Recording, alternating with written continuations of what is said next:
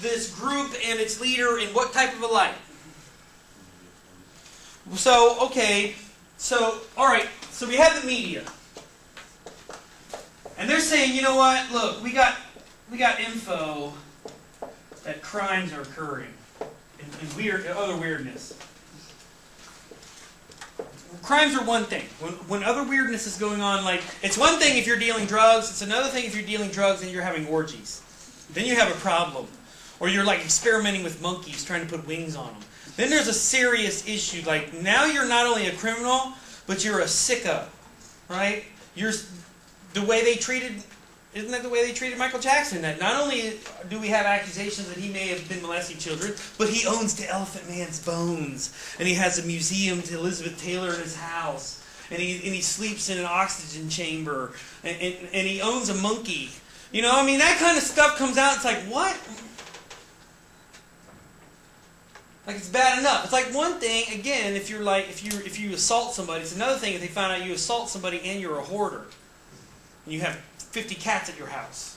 Then it's, oh my gosh. Not only do these people we have to deal with these people criminally, but these people have some psychological disorders too that we have to deal with. So the media says, info, crimes, weirdness. Where did they get the information from? Huh? But who? People that were in the cult. So former members. Also, there was one other group. There was actually two other groups. I'll give you the other one. The Cult Awareness Network was one of them, which is an anti-cult group. And then who else would be concerned that people would be in a cult, potentially? Like the church? Yeah, to some extent. The Seventh-day Adventist Church was upset. Family members? Yes, exactly. So, former members were many times both former members and family members, and then there were a set of people who were merely just family members who their relatives had joined this group, and they hear weird things and stuff coming out. So, family members. And as we go along, you'll see that this story first started out as a current affairs story in Australia because some of the members were Australian. So what happens, though, when you have people in the general public who have knowledge of the group who are saying this stuff happened? First of all, what's the problem with family members and former members being the ones where this information comes from? Is there any problem with that? Is there some bias or something there? Let me put it this way. Do you think that if they want to find out what Obama's position on gun control is, that they go ask Mitt Romney? Why would you not want to do that? What's Mitt Romney going to say the president's position is? No. Or whatever is the worst thing I could make it, right? So do you think that there's an incentive for the former members and the family members to believe that these horrible things are going on? If they don't like David Koresh? This is sort of there's a revenge factor to this. So there's a problem right there. But even with all that out there, so here we have former members, they're going into the media, they're saying to people, hey, the media, and let's back up a little bit. Why do you think the media likes stories like, why do you think they would print a story like The Sinful Messiah? This was a 6-part series on the front page. Why do you think, what's in this story that the media likes and the public is attracted to? Sex and violence. Sex, violence, weird religious beliefs, you know, suicidal cult, you know, just people thinking this guy is the Messiah, right? Saying he was the sinful Messiah too. That one of the things he said in his preaching was that in the book of Revelations, or some book later on in the Bible, that a prophet who would come that would not be sinless like Jesus, but a Messiah would come whose sins number more than the hair on his head. And they got picked up in saying the sinful Messiah, right? Because look what you're doing. You're insulting people's view or sensibilities about what a Messiah means, and this guy thinks he's the Messiah. That's weird enough, but now he's committing acts of sexual dominance over other people, or deviance, whatever way you want to put it. Alright, so the media likes this story because they sell newspapers, no doubt about it. Believe it or not, the ATF came to the Waco Tribune Herald and told them not to publish the story because they were planning a raid. And they didn't want to tip them off. I got news for the ATF, and you'll see later. they put this guy in there who looked and tried to say he was a college student. He looked older than me, okay? And across the street, the ATF set up a surveillance house across the street, and where this compound was, there were not a lot of houses. So don't you think that? Do you ever see a house where 5 40-year-old men are living in the same house together? I mean, that's like old school. I mean, I don't even think Will Ferrell was. He wasn't 45 in that movie, right? That's weird, isn't it? And they were all, and it's not like they were like many times you'll see newly arrived immigrants to the United States will live in one house so they can save rent. This was 5 white guys in like unmarked government, that probably had government plates on it. You know, I mean, really absurd. And they thought they were clever. And so Koresh knew he was being watched. And so they infiltrated the group. And this guy was in there, and the ATF is stupid. The group knew the people were coming. That was part of the problem. We'll talk about the raid later on. But anyway, so the media has this information. They tell the public. The public, what institution do they start hounding to do something about this? And who else is... So we have the public, but the public is made up of these types of officials. Who else was watching this? Like in some communities, these positions are actually elected positions, which is a problem in and of itself. Like in Maricopa County, this is an elected position. And it becomes a problem. Because when you elect these types of people, they tend to do things over the top. Sheriff? Yes. So, who got interest, not just the sheriff, but who got interested in what was going on in Waco? Huh? Go ahead. The police, the government on the whole, the FBI, reading the stories about the weaponry. One of the stories of why the ATF got interested in the case in the first place was that a package that was being sent to the ranch was accidentally opened. And inside were empty grenade casings. And look, I know the post office is kind of incompetent, but come on. How many times did you get a package from Amazon where it's ripped completely open to where you can see the insides of it? I mean, serious. And if you were packing grenade casings, wouldn't you make sure that the thing wasn't going to fly open when they put it in the back of the truck or something like that? I mean, it's like I know marijuana dealers aren't the smartest in the world, but if you're going to smuggle marijuana through the mail, shouldn't you put it in a package where nobody's going to, like it's not going to come open and you get a whiff of what's going on? I mean, the stupidity of some of the statements, so it appeared that the group was targeted because of these media reports. And so what happens here is there sort of starts to be a sort of a feedback loop. The media tells the public gets concerned, they call their government officials, or the government is just watching, so the media is part of this too. And then the government, says to the public, hey, we're going to do something, and then the media gives the public more information, or the public demands more information from the media, and you get this vicious cycle of what we call the amplification of deviance, which is something we're going to talk about in the later chapters, where it takes something that might not have been that big of a deal, maybe a local issue with a weird group, where they could have, like one of the things the ATF didn't do was, they didn't wait till the group was asleep before they assaulted the compound, which is really, really stupid. Anybody tells you when you bust a crack house, you don't do it at 4 o'clock in the afternoon, or 9 o'clock in the morning, everybody's sleeping, so I guess you would. But in a normal place where people get up in the morning, you don't raid the compound at 9 in the morning all bright and blue, because that's by the time everybody's already up and got their guns, if that's what they're planning. And so you had this element of that the ATF seemed to want to conduct a raid. They could have easily arrested David Koresh when he left the compound, and they only had an arrest warrant for him. They ended up directly and indirectly causing the deaths of 20-some children and 80-some adults. The compound burned down. We'll talk about the details here. You'll see it in the video.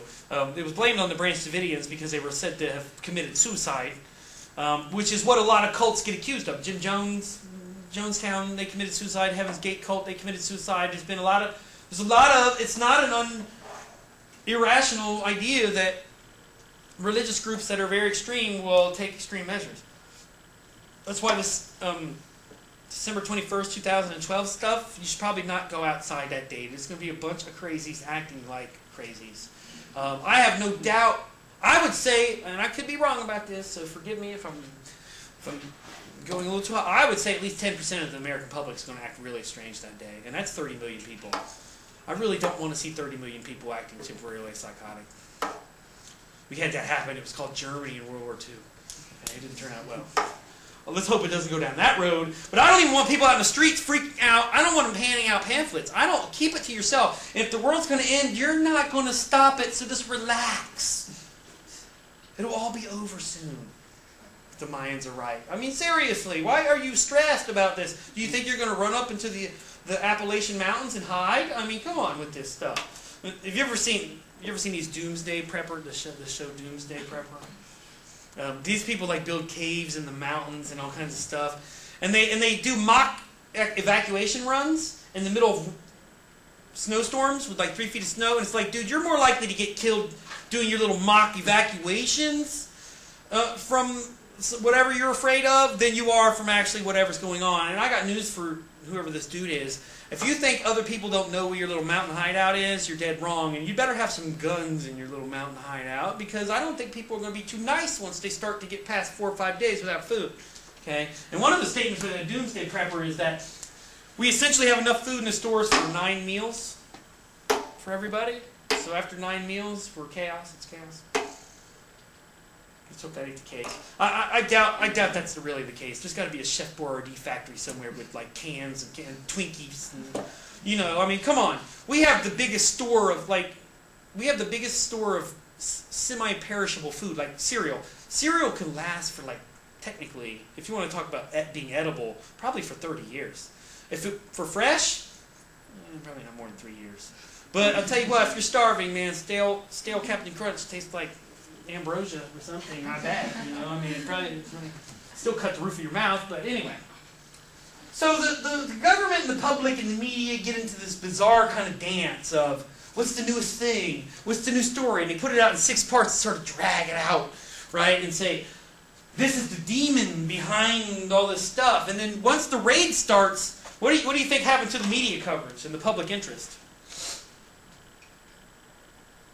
What do you think happened to the coverage? Now we have a raid where people are getting shot at and a siege, huh?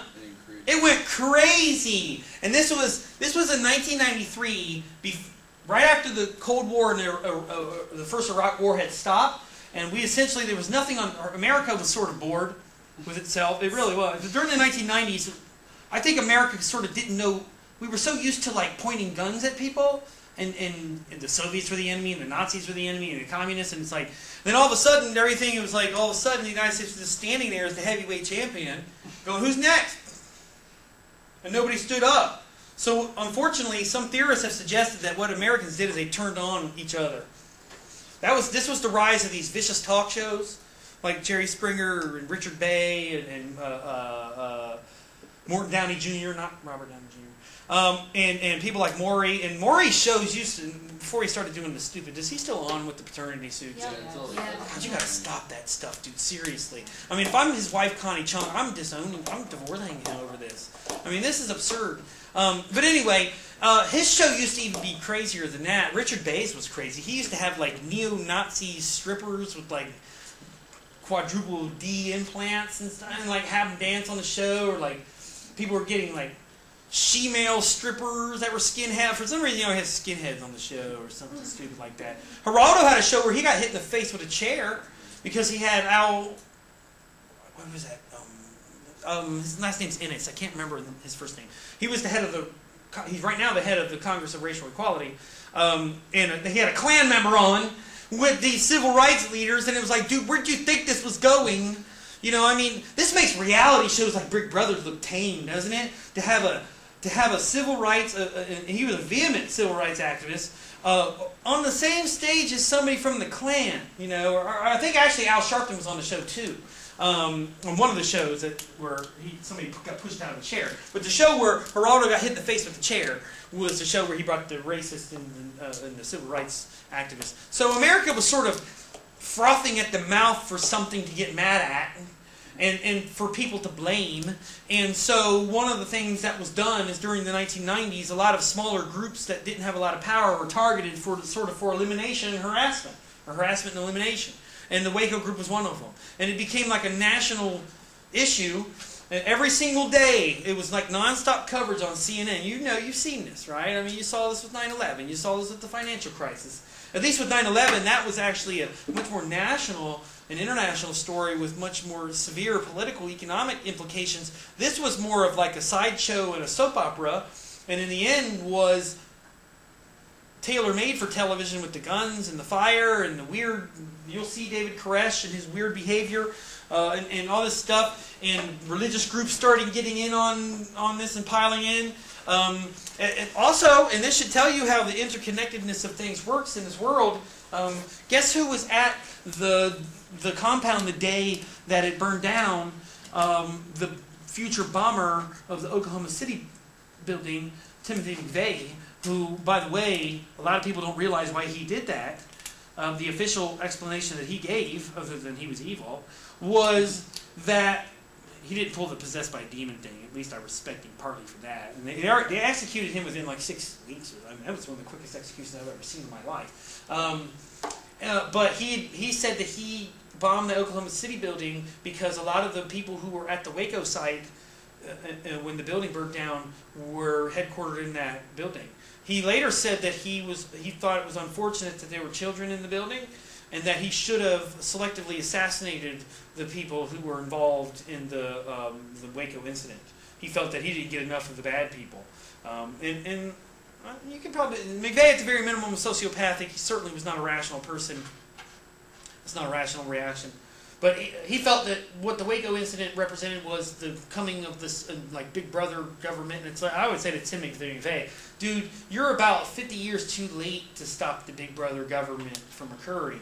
The government has its fingers, and the military has its fingers in every single county in the United States, both at the national level and every other level.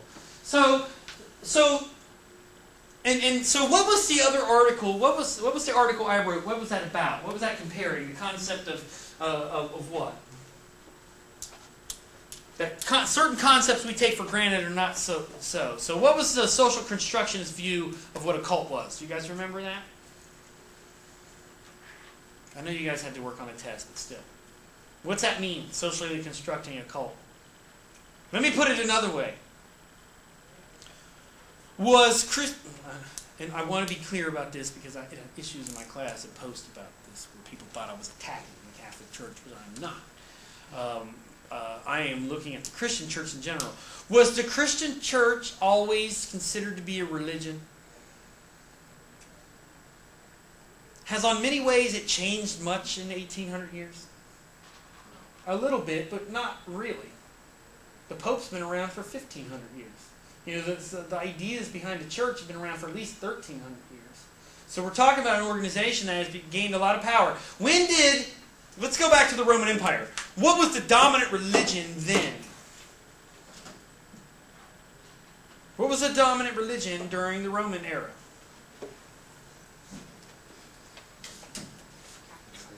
Just take a seat for now. What? No. During Rome, the Empire of Rome. What was the religion? No. What was the dominant religion? It wasn't. And when Catholicism became the official religion of the Roman Empire, it didn't even take place in Rome. No. Nobody's ever seen Clash of the Titans. What was the dominant religion in Rome in the 1st century? It was not Christianity. If you were Christian, they'd take you out and kill you. What was it? This is an indictment of your high schools, as far as I'm concerned. What was the dominant religion in Rome? Nobody ever read Roman history? What the hell is the name of the planets? What's the biggest planet in the solar system? What's it called? You gotta be kidding me. And Jupiter represents what? The Roman god. The preeminent Roman god. It's called paganism. You ever heard of Zeus and all this other stuff that comes from the Greeks? That was the only religion that was allowed. You dare speak against Zeus and you're dead. You never ever seen Clash of the Titans? I'm absolutely shocked that first of all, either you don't care and you're sitting in a Catholic institution how the Catholic religion became to dominate Europe, or that your high schools didn't tell you. I'm more mad at your high schools. Okay. Anyway, regardless, how was Christianity viewed? Huh? A cult, a dangerous cult. They drag you off and throw you to the lions. Do they do that now? What's the cult now? Paganism or Christianity? How'd that occur? What happened? So, on some levels, what is a religion from a social perspective, it's not necessarily what the ideas are, is it? Even though that's part of it. But it's how many people believe it. And not only that, who believes it. So who changed their religion in the Eastern Empire, who used to have a city named after him, who altered the course of world history, and all of a sudden paganism is now the cult, and Christianity is now the religion. Who did it? Yes. And I bet and he said he had a vision of like an angel came to him or something and said to convert. And it's always a vision. Could have been hallucinating. But he felt it was real and he changed. I bet there was a lot of confusion when he first announced that, don't you think? What do you think all the pagans who had worshipped pagan gods all their lives thought about the emperor at that point, even though they never said it out loud? Yeah, what the hell is this guy's problem? Make up your mind, dude. All of a sudden now there's no Zeus? What am I going to do with all these statues in my house? Now I got to put up a cross? Come on with this, you know? It just seems silly. I bet there are a lot of people, man, we better go get a cross right now. Whoever sold crosses was making money, hand over fist at that point in time. But Constantine essentially forced the Christian religion on the people. And what I find interesting is today, what's Turkey's religion today?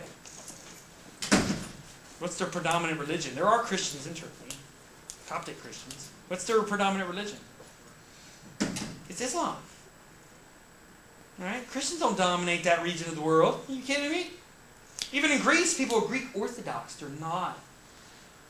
Which is similar to Catholicism, which is not the same as Protestantism and Lutheranism and stuff like that. But regardless, so one of the big issues, whether or not a group is considered to be a cult, has to do more with how many people in the society believe in it. I have a slideshow for this. We're going to go over this next time. How many people believe in it? What types of people believe in it? It's one thing. Look, if 80% of the American public believed in paganism, and most of the leaders of the United States didn't, I think there would be an issue.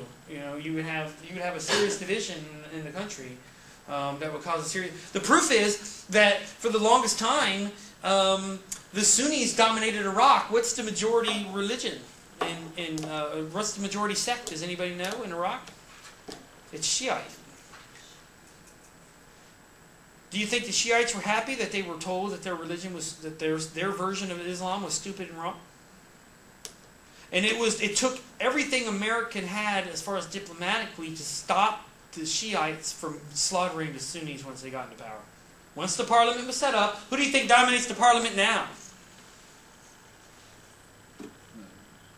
It's the Shiites. Okay. And again, let's take a look at the way this happens in a microcosm. Is Mormonism considered, to some people, I'll put it this way, because most of you probably don't know that much about Mormonism. Mormonism, by many people, particularly mainstream Protestants and Catholics, is considered to be sort of a cult. It's not right, at the very minimum. It's weird. Starting with the fact that they outlaw caffeine, which is probably not a good way to get converts in a coffee-crazy country like the United States, where there's a Starbucks in, what do they do with Starbucks in Utah? And their thing is about caffeine, not just coffee. But in Utah, where the majority are Mormons, are they considered to be cults and weirdos there? No. Who's the weirdo there? You. Yeah. If you're a Baptist or a Catholic or a Lutheran or a Methodist, you're the weirdo. Okay? And where my dad lives in Mesa, Arizona, which is a predominantly Mormon community, they dominate the city council, they dominate the school boards. And it's not nefarious, they don't do anything bad, but it certainly speaks to the fact that when you control institutions, you can control the way your image is projected. Like Scientology, is that a cult or a religion? You better not hear them. You better not hear them. Hear you say that, because they sue people over that. You're probably saved, but don't let Tom Cruise hear you say that. Have anybody seen the Scientology commercials recently? No. But a lot of celebrities are Scientologists. So, even though people think it's a cult, does it get treated like a cult by the government? And let me put it another way. What does the government do to cults usually? Let them exist? No. No, they knock these groups. They find a way to file charges against these people. It's usually some sexual thing or drugs or something. Or something, tax violation. Like when they got Al Capone on tax evasion. They really wanted him on murder. I mean, come on.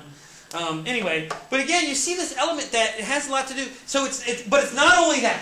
Because, look, why did Christianity gain over paganism? From an idea perspective. What did it offer that paganism didn't, to some extent? Salvation. Yeah, forgiveness. Also, Jesus was even though he was a Messiah to Christian people, he was a human being and he was real. Was Zeus real? I mean, sort of he was, but Zeus raped women and stuff like that. Jesus didn't do none of that stuff. Zeus used to turn into golden rain and rape women and stuff like that, and like bulls and stuff. What kind of weird stories are this? Right? And the pagan god's vengeful. Yep. Yeah. They throw lightning bolts at people and unleash the kraken and oceans and stuff like that. Whereas the Christian God, and even the Judeo-Christian God and Muslim God, was very forgiving and loving. I'm there for you. Can you see how that would appeal to poor people? Right? People had nothing. People had no power in Rome. Right? And hey, and Constantine did it too, right? So many times it's also the ideas. That either a religion has better ideas, or modern ideas, or more acceptable ideas, or more easily to implement. Right? And what is interesting, one of the things that occurred at the beginning of the Christian church was the Christian church overlaid itself onto the structure of the Roman Empire and started to sort of act like a government and help to spread the religion all the way up to Scandinavia and Russia and the British Isles, and eventually, where does Christianity go from there? Does everywhere sound about right? I mean, there are 2.2 billion Christians on this planet. Do you think they did a good job of spreading this? And it wasn't just, sometimes it was people forcing people to convert. Other times it was somebody just hearing the story and converting. Similarly, if you hear the story about Buddha, right, or whatever it is, that some people will argue that one of the reasons why some things are religions and some things are cults are just as much about the ideas as they are about the majority, whether or not they believe in this or not. But for example, why wouldn't Satanism ever probably catch on with 80% of the population, or even half the population? Why do you think that would be the case? And sort of ignore the Christian issues with Satanism. What are some of the beliefs that some Satanists have? First of all, they worship the devil. And the devil's what? Is he good? No, he's evil, right? So what kind of things does Satanism probably teach about? Yeah, things also like selfishness, theft, sin, breaking rules, murdering people for fun. That's not the kind of animal sacrifice. That's not the kind of people you want in your neighborhood, is it? Just like you don't want people who are every 5 minutes saying the world is going to end. I mean, it's not as bad as Satanism, but that's kind of weird too. Right? Or saying that aliens are going to come save us from ourselves, which is what some people believe. Or Scientologists who believe that the universe is controlled by an intergalactic empire called Xenu. And that all evil things that humans do are because there's these evil spirits called thetans in their body. And you have to be audited to get these things out of your body. Tom Cruise is free and clear. He's perfect, according to the Scientology religion. And clearly you can tell, I would say to Scientology, I think Tom Cruise's behavior is proof that your religion is messed up. Because this is a man who has virtually no controls on his... He acted like an absolute fool. I've seen worse. But he acted a bit like a fool on Oprah. Remember when he was jumping all over the cushions? And Katie Holmes looks like a prisoner in her own house. I don't know what his problem... He's got some serious issues.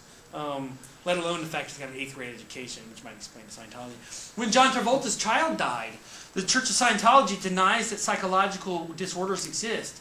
John Travolta's child, I believe, was he autistic? With some other issue too. Some issue that made him have convulsions. Epileptic, that's what he was. But he was autistic as well, I think, or something. And he died suddenly, and the church sort of said, oh well, that's not a real, whatever your son had, it wasn't real. And I think Travolta got into a big war with the church And if you ever watch South Park, they make fun of Scientology to no end. Isaac Hayes left the show because of it, and then he died like a year later on a treadmill or something like that. So, but they make fun of everybody. Jesus has a talk show on their show. They make fun of Mormons. They have a show called The Book of Mormon up here where they make fun of Mormonism as basically a cult. That this is not normal. I see that and people talk about how great that show is. I'm like, you know what? There's some Mormons and you're offending these people. But again, if you're a Mormon, you're not that big of a you're 1.5% of the population maybe, and you don't have much of a say. The South Park kids, the Matt Stone and Trey Parker were going to do this one episode where they were going to put Muhammad in the bear suit. And if you know anything about Islam, people have pictures of Jesus all over the place. I mean, look, in Rio, Jesus is standing like this over top of on a mountain. So there's no problems in Christianity about representing, even drawing God as a man with a beard, which again, if God was God, do you really think he would choose, or she would choose to be an old man, a bald old man with a beard, wearing sandals and a robe? I mean, come on, at the very minimum he'd be wearing jeans. Anyway, or tennis shoes. But in the Islamic faith, if you represent Muhammad, you have committed a serious sin. And there have been instances where newspapers have done this and people died over this stuff. People were killed. Salman Rushdie just made fun of the Muslim religion and they still got a death contract on his head. Okay? And they said the same thing to South Park. They put on a terrorist website, said, go ahead and do it. And you'll see what happens to you, Matt and Trey. Guess what they did? They slunk off with their tail between their legs. So, I think it sends a terrible message that violent threats can censor people. So if you want people not to write bad things about you, I guess you just put some terrorist website that you're going to kill them and their family, and I guess that stops that right there. So fortunately, in the United States, we have more free press than that, and as much as probably mainstream Christian religions don't like being made fun of, like Bill Maher's video Religulous. Anybody ever seen this? They are not so far gone as to want to murder people because they... Just imagine if you drew a picture of Jesus and someone wanted to kill you. I mean, look, he's right there, on the wall. So anyway, I'm not trying to criticize Islam that's silly, but one of the things you have to understand is that with each one of these religions are a set of ideas and value systems that some people consider to be weird, other people consider to be right up their alley, and it just depends on who you are, or where you're standing, and what culture you've grown up in, whether or not what you think is a cult or not. Some people think Buddhism is a cult. I don't think that's the way people in Thailand feel. Do you? How about in India? Do you think people in Hindu religion think that they're... Why do we have so many gods? I mean, come on with this. Can't we just have one? You think they say stuff like that? The other thing is, well, differences in religions cause these issues. Hindu people and Buddhists believe in reincarnation. For the most part, Christians don't. Even though Jesus said, in order to get into heaven, you must be born again. Oh, and it was figurative. And he did rise again on the third day. Doesn't that seem like reincarnation a little bit? So, anyway.